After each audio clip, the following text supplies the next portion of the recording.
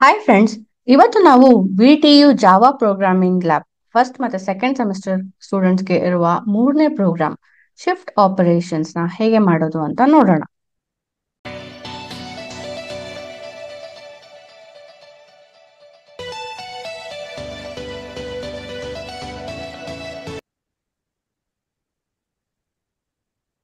Problem statement ಈ ರೀತಿ ಇದೆ. Demonstrate the following operations and sign extension with Java programs. So first left shift operation ಮತ್ತೆ right shift operation ಮತ್ತೆ unsigned right shift ಹೇಳ್ತೀವಿ ಇದಕ್ಕೆ. So ಏನಿದು ಆಪರೇಷನ್ಸ್ ಅಂತ ಫಸ್ಟ್ ತಿಳ್ಕೊಳ್ಳೋಣ. ಮೊದಲನೇದಾಗಿ ನಾವು ಲೆಫ್ಟ್ ಶಿಫ್ಟ್ ಆಪರೇಷನ್ ಅಂದ್ರೆ ಏನು ಅಂತ ನೋಡ್ಬೇಕು. ಸೊ ಲೆಫ್ಟ್ ಶಿಫ್ಟ್ ನಾವು ಈ ತರ ಇಂಡಿಕೇಟ್ ಮಾಡ್ತೀವಿ. ಸೊ ಈಗ ಒಂದು ಡೆಸಿಮಲ್ ನಂಬರ್ ತಗೋಣ 5 ಅಂತ. ಇದನ್ನ ನಾವು 2 ಪೊಸಿಷನ್ಸ್ ಲೆಫ್ಟ್ ಶಿಫ್ಟ್ ಮಾಡ್ಬೇಕು ಅಂದ್ರೆ ಹೆಂಗ್ ಮಾಡೋದು? ಫಸ್ಟ್ ಇದನ್ನ ಬೈನರಿಗೆ ಕನ್ವರ್ಟ್ ಮಾಡ್ಕೊಬೇಕು. ಸೊ ಬೈನರಿ ಅಂದ್ರೆ ನಿಮ್ಗೆ ಗೊತ್ತು, 0 ಮತ್ತೆ 1s ಅಲ್ಲಿ ಇಂಡಿಕೇಟ್ ಮಾಡೋದು. ಸೊ 5 ನ ಬೈನರಿಯಲ್ಲಿ ಹೆಂಗ್ ಬರಿತೀವಿ? ಈ ತರ 5 zeros 1 0 1 ಅಂತ ಬರಿತೀವಿ. ಇದನ್ನ 2 ಪ್ಲೇಸಸ್ ಲೆಫ್ಟ್ ಶಿಫ್ಟ್ ಮಾಡ್ಬೇಕು ಅಂದ್ರೆ ಏನಾಗತ್ತೆ?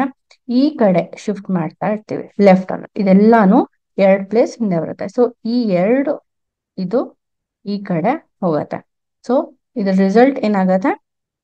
0 0 0 1 0 1 ಡಬಲ್ 0 ಆಗತ್ತೆ. ಇದರದ್ದು ವ್ಯಾಲ್ಯೂ ಏನು? ಇದನ್ನ ನೀವು ಡೆಸಿಮಲ್ ಕನ್ವರ್ಟ್ ಮಾಡಿ ನಿಮಗೆ 20 ಬರುತ್ತೆ. ಸೊ ಲೆಫ್ಟ್ ಶಿಫ್ಟ್ 5 ಅನ್ನೋ ಡೆಸಿಮಲ್ ನಂಬರ್ನ 2 ಪೊಸಿಷನ್ಸ್ ಲೆಫ್ಟ್ ಶಿಫ್ಟ್ ಮಾಡಿದ್ರೆ ನಿಮಗೆ 20 ಬರುತ್ತೆ. ಸೊ ಇದು ಲೆಫ್ಟ್ ಶಿಫ್ಟ್ ಆಪರೇಷನ್ ಅಂತ ಹೇಳ್ತಾರೆ. ನೆಕ್ಸ್ಟ್ ನಾವು ರೈಟ್ ಶಿಫ್ಟ್ ಆಪರೇಷನ್ ಹೇಗೆ ಮಾಡೋದು? ರೈಟ್ ಶಿಫ್ಟ್ ನ ಈ ತರ ಡಿನೋಟ್ ಮಾಡ್ತೀವಿ. ಇದೇ 20ನ ನಾವು ತಗೊಂಡು ರೈಟ್ ಶಿಫ್ಟ್ 2 ಪೊಸಿಷನ್ಸ್ ಅಂತ ಮಾಡಿದ್ರೆ ಏನಾಗುತ್ತೆ? ಸೊ ಇವಾಗ 20ನ ನೀವು ಬೈನರಿಯಲ್ಲಿ ಹೇಗೆ ಬರೀತೀರಾ? 3 0 1 0 1 ಡಬಲ್ 0 ಅಂತ ಬರೀತೀರಾ. ಸೊ ಈ ಕಡೆ ರೈಟ್ ಸೈಡ್ ಶಿಫ್ಟ್ ಮಾಡ್ತಾರೆ. ಸೊ ಅವಾಗ ಏನಾಗುತ್ತೆ? ಎಲ್ಲಾ ಈ ಕಡೆ ಬಂತ ಹೋಗುತ್ತೆ. ಈ 2 zeros ಲಾಸ್ಟ್ ಇರೋ 2 zeros ಈ ಕಡೆ ಬರುತ್ತೆ. ಸೊ ಇದ್ರ ವ್ಯಾಲ್ಯೂ ಏನಾಗುತ್ತೆ? 0 0 5 zeros 1 0 1 ಆಗುತ್ತೆ. ಇದು ಡೆಸಿಮಲ್ ಕನ್ವರ್ಟ್ ಮಾಡಿದ್ರೆ ನಿಮ್ಗೆ ಏನಾಗುತ್ತೆ? 5 ಆಗತ್ತೆ. ಸೊ ಇದು ರೈಟ್ ಶಿಫ್ಟ್ ಆಪರೇಷನ್. ನೆಕ್ಸ್ಟ್ ಇನ್ನೊಂದಿರೋದು ಅನ್ಸೈನ್ಡ್ ರೈಟ್ ಶಿಫ್ಟ್ ಅಂತ. ಇದನ್ನ ನಾವು ಹೇಗೆ ಡಿನೋಟ್ ಮಾಡ್ತೀವಿ ಅಂದ್ರೆ 3 ಸತಿ ಈ ತರ ಗ್ರೇಟರ್ ಆರೋ ಮಾರ್ಕ್ ನ ಹಾಕಿದ್ರೆ ಡಿನೋಟ್ ಮಾಡ್ತೀವಿ. ಸೊ ಇದು ಹೇಗೆ ನೋಡೋಣ. ಇಲ್ಲಿ unsigned right operation negative number ತಗೊಂತೀನಿ. ಸೊ -20 ಅಂತ ತಗೊಂತೀನಿ. ಸೊ -20ನ ನೀವು ಬೈನರಿ ಕನ್ವರ್ಟ್ ಮಾಡಿದ್ರೆ ಇಲ್ಲಿ 1 2 3 4 5 6 7 8 1s ಇರತ್ತೆ. ಹಾಗೆ ಮತ್ತೆ 8 1s ಇರತ್ತೆ, ಮತ್ತೆ 8 1s ಇರತ್ತೆ. ಇಲ್ಲಿ ಲಾಸ್ಟ್ ಅಲ್ಲಿ ನಿಮ್ಗೆ ಏನಿರುತ್ತೆ? 1 1 1 0 1 1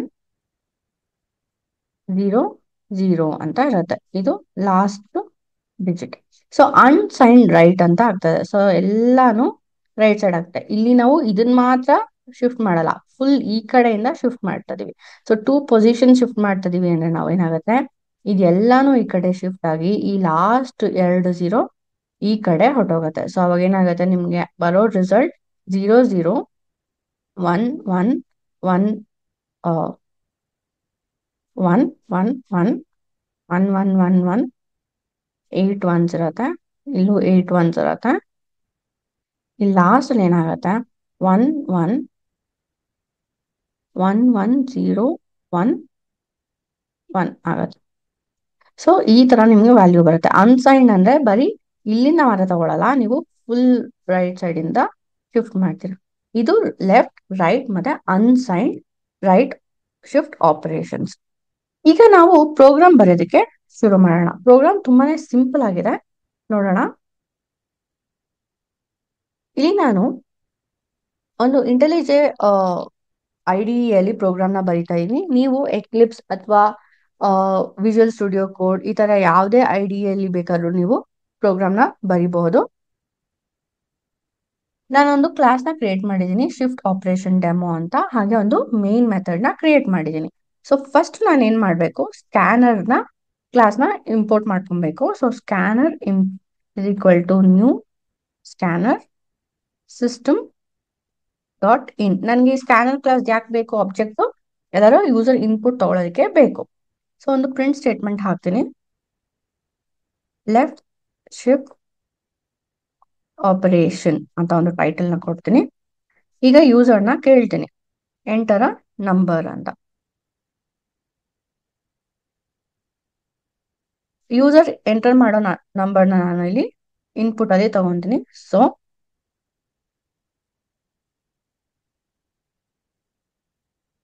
ಇಲ್ಲಿ int number is equal to input dot next integer. So ಅದನ್ನ ನಾನು ನಂಬರ್ ಅನ್ನೋ ಒಂದು ವೇರಿಯಬಲ್ ಅಲ್ಲಿ ಸ್ಟೋರ್ ಮಾಡ್ಕೊಂತಾ ಇದ್ದೀನಿ.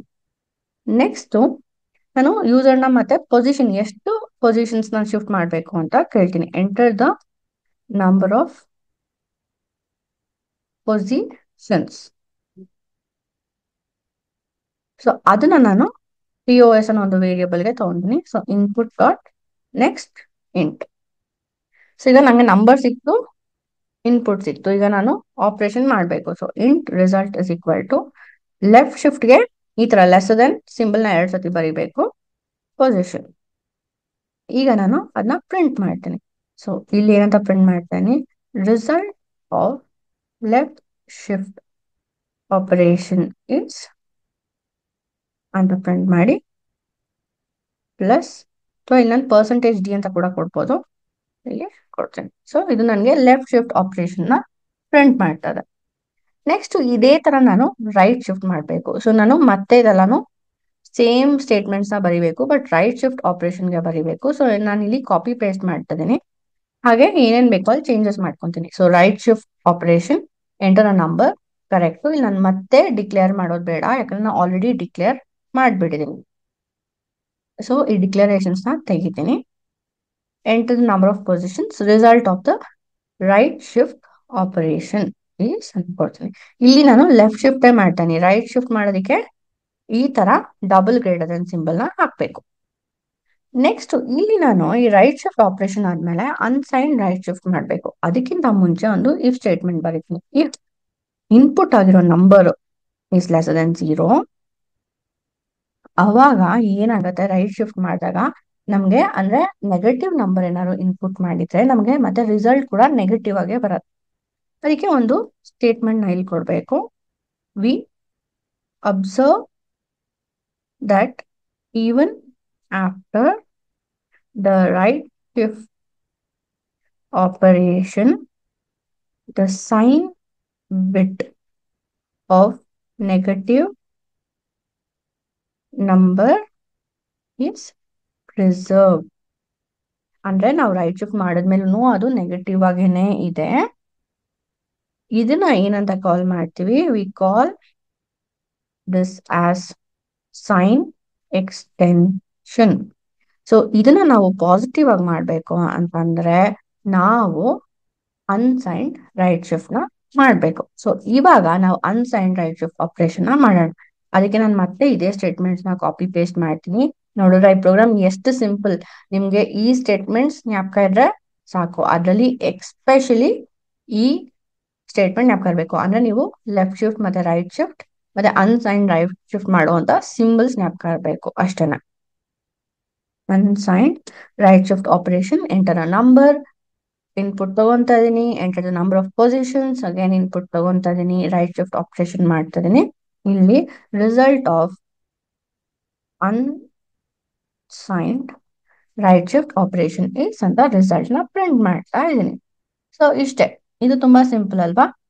ಈಗ ನಾನು ಈ ಪ್ರೋಗ್ರಾಮ್ ನ ಸೇವ್ ಮಾಡ್ತಾ ಇದೀನಿ, ಹಾಗೆ ರನ್ ಮಾಡ್ತಾ ಇದೀನಿ. ಈಗ ಔಟ್ಪುಟ್ ನ ನೋಡೋಣ. So first enter a number ಅಂತ ಬಂತು. ಇದು ಲೆಫ್ಟ್ ಶಿಫ್ಟ್ ಆಪರೇಷನ್. ಇಲ್ಲಿ ಬರ್ತದೆ ನೋಡಿ, ಲೆಫ್ಟ್ ಶಿಫ್ಟ್ ಆಪರೇಷನ್ ಅಂತ. ನಾನು ನಂಬರ್ನ 5 ಅಂತ ಕೊಡ್ತೀನಿ. ನಿಮ್ಗೆ ಎಕ್ಸಾಂಪಲ್ ಅಲ್ಲೂ ಇದೇ ನಂಬರ್ನ ಕೊಟ್ಟಿದ್ದೆ. Enter the number of positions 2, result is 20. Correct ಆಗಿ ಬಂತಾ? ನೆಕ್ಸ್ಟ್ ರೈಟ್ ಶಿಫ್ಟ್ ಆಪರೇಷನ್ ನಾನು 20 ಅಂತ ಕೊಡ್ತೀನಿ. ನಂಬರ್ ಆಫ್ ಪೊಸಿಷನ್ಸ್ 2 ಅಂತ ಕೊಡ್ತೀನಿ.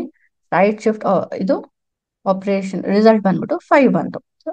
ಅದನ್ನು correct. Next unsigned right shift ಆಪರೇಷನ್ಗೆ ನಾನು ನೆಗೆಟಿವ್ ನಂಬರ್ ಕೊಡ್ತೀನಿ, -65 ಅಂತ ಕೊಡ್ತೀನಿ. ನಂಬರ್ ಆಫ್ ಪೊಸಿಷನ್ಸ್ 2 ಅಂತಾನೆ ಕೊಡ್ತೀನಿ.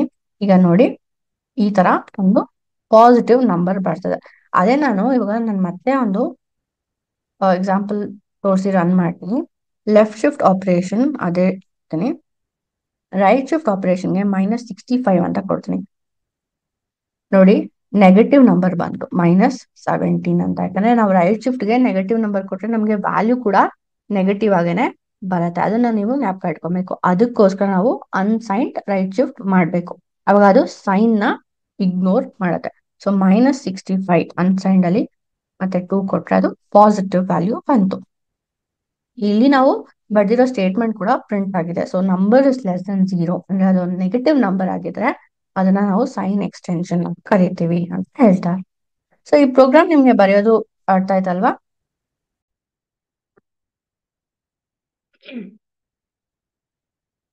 ಇದೇ ರೀತಿ ಹೆಚ್ಚು ಟೆಕ್ನಿಕಲ್ ಮತ್ತೆ ನಾನ್ ಟೆಕ್ನಿಕಲ್ ಕೋರ್ಸಸ್ಗಳಿಗಾಗಿ ನಮ್ಮ ವೆಬ್ಸೈಟ್ www.kalyona.com ನ ನೀವು ವಿಸಿಟ್ ಮಾಡಿ. ಅಲ್ಲಿ ನೀವು ಕೋರ್ಸಸ್ಗೆ ಎನ್ರೋಲ್ ಆಗಿ ಕಂಪ್ಲೀಟ್ ಮಾಡಿದ್ರೆ ನಿಮ್ಗೆ ಕೋರ್ಸ್ ಕಂಪ್ಲೀಷನ್ ಸರ್ಟಿಫಿಕೇಟ್ ಕೂಡ ಸಿಗತ್ತೆ. ಹಾಗೆ ನಮ್ಮ ಯೂಟ್ಯೂಬ್ ಚಾನಲ್ನ ಸಬ್ಸ್ಕ್ರೈಬ್ ಮಾಡೋದು ಮರಿಬೇಡಿ. ನಿಮ್ಗೆ ಈ ವಿಡಿಯೋ ಇಷ್ಟ ಆಗಿದೆ ಲೈಕ್ ಮಾಡಿ, ಹಾಗೆ ನಿಮ್ಮೆಲ್ಲ ಫ್ರೆಂಡ್ಸ್ ಜೊತೆ ಶೇರ್ ಮಾಡಿ. Thank you.